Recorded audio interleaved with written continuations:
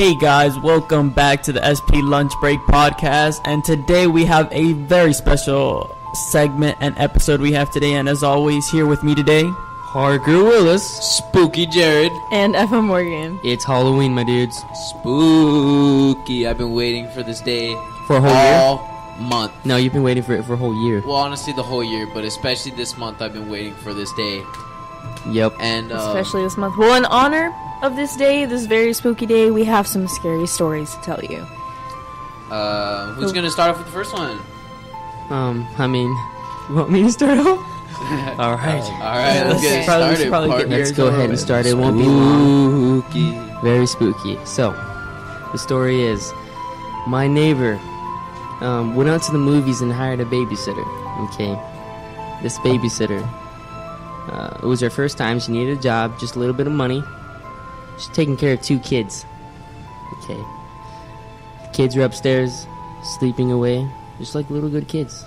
She was downstairs. She just sat down.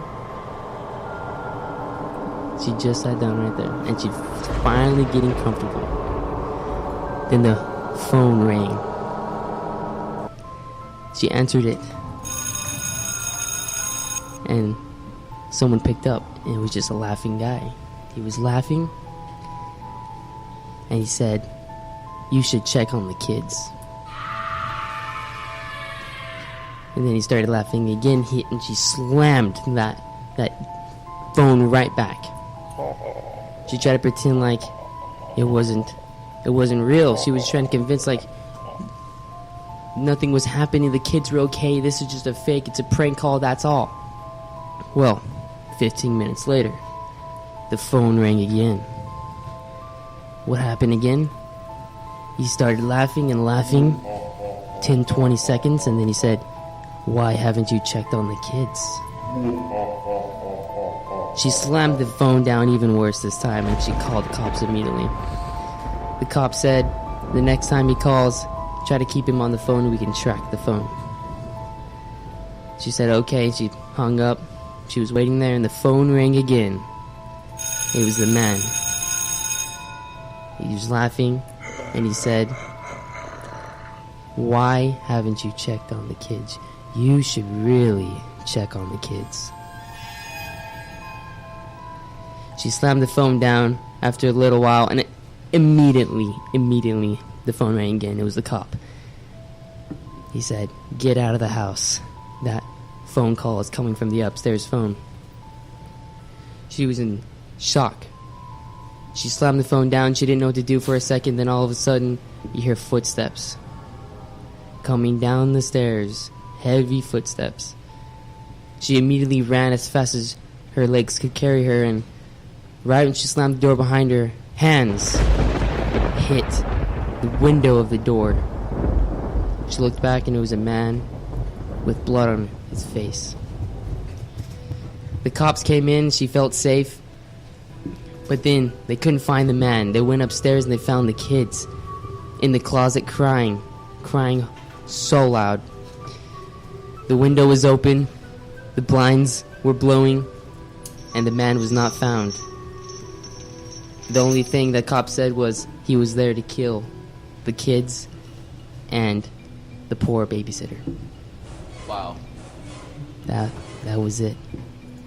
Y'all heard that of sure was an intense story, Parker. I know. Based on a true story. True story. The hair on the back of my neck is Yeah, I will ever sleep at night. I again. really don't think I'll be able to. You might want to keep a nightlight on now. That You seemed really like the outdone longest yourself story this time, of my Parker. life. Thank you.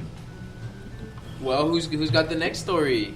I think Daniel has one. Daniel? I'll give a little one, and then somebody can go. Well, this is just like one that my mama told me. She like always brings it up, but I don't know if you know like duendes are called, or what duendes are.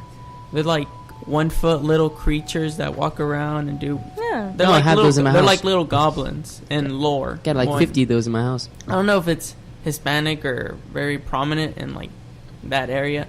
But my mom said that when she was younger, around 10 years old, her neighbor, one of her sons had passed away, and the kid was always known for misbehaving, and the mom would always tell her, hey, you need to stop misbehaving because at night the duendes are going to come and play with you and like I don't know.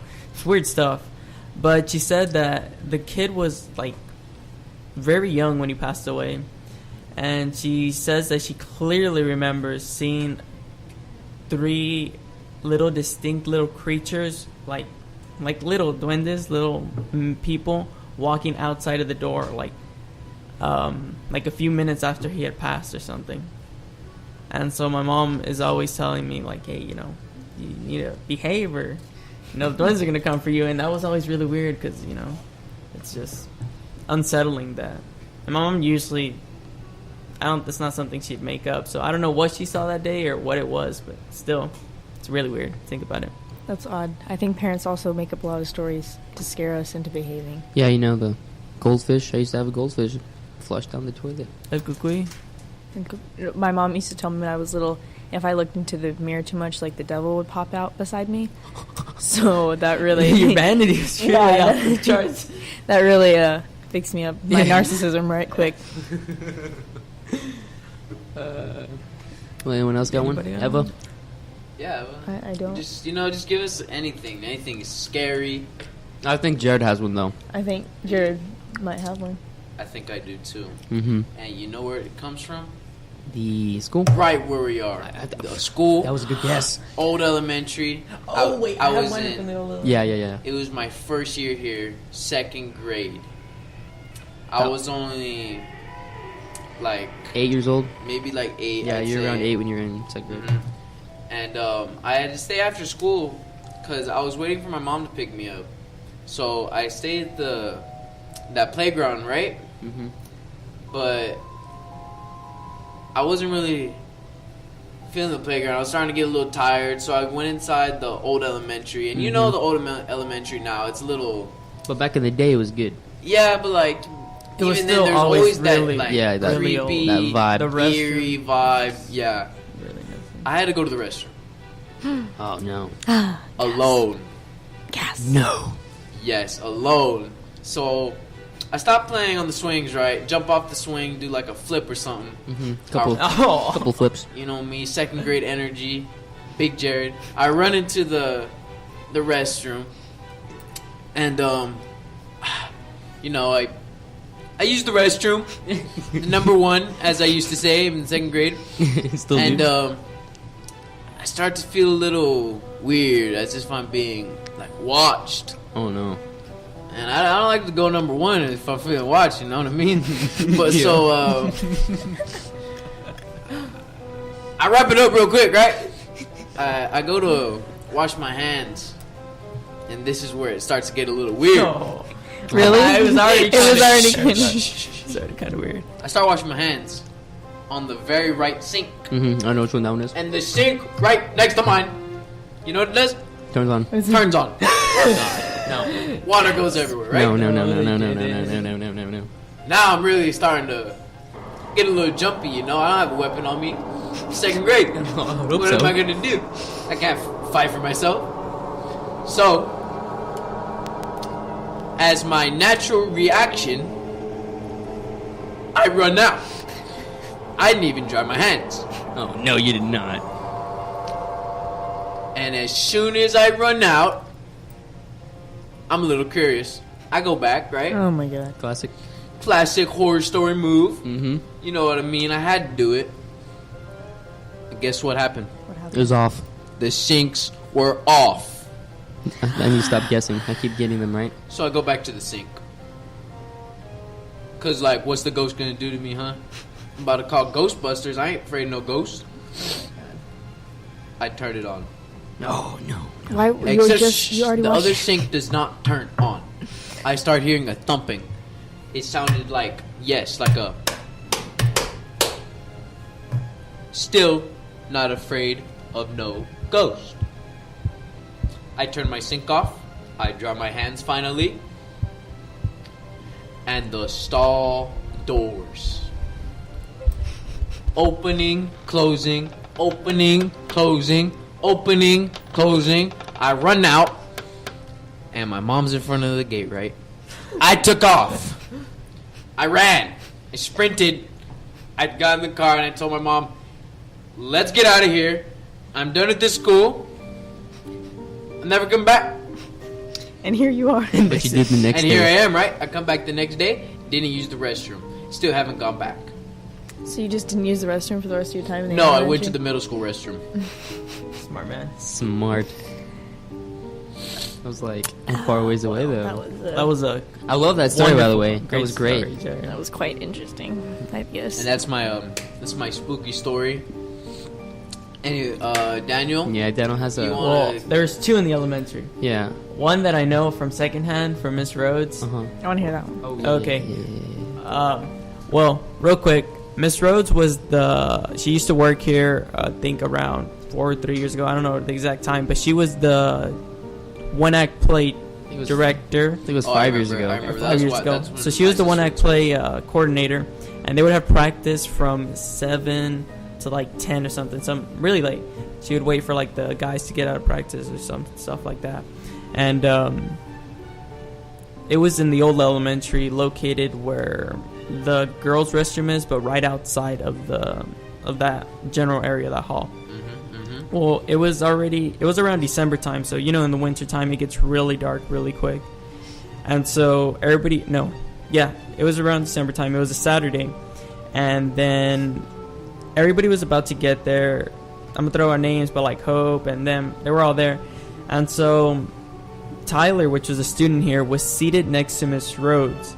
And he looked out the window of the door and he said, well, he didn't say anything. They noticed that he had went like as if he had seen a ghost, basically, right? He went Like pale. super pale, and the guy is not a pale guy. He's like relatively, saturated and stuff. But Yeah, like that. yeah, there you go. Continue. But he had turned like really white, and he wouldn't talk for like a good 10 minutes after.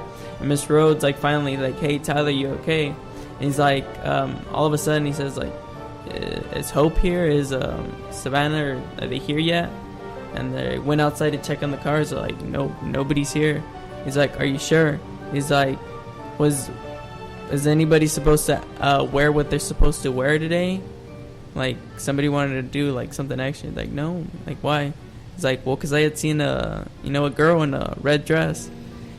And Mr. Rhodes was like, oh, then there's somebody in here. There's somebody has to be in here. He's like, everybody, we're gonna go ahead and go check it. So they go outside the hall. They go to all the doors there. They go to the restrooms and they go to the general area, and they found nobody there. So what did Tyler see that night? I am not sure.